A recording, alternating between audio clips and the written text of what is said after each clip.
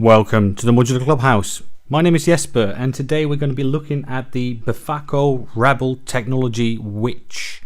This is not going to be my full video. I'm going to be releasing several separate videos on the witch.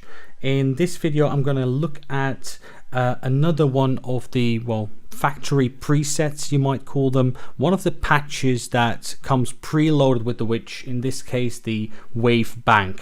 So I'm going to be using the MIDI from Clemens Music Productions, and we're just going to play that several times, and I'm going to play with the settings. I'm going to keep the frequency where it is, of course, that's number one. Port B, that is the morphing on the X axis, and number C is the Y axis, and here we have the FX amount.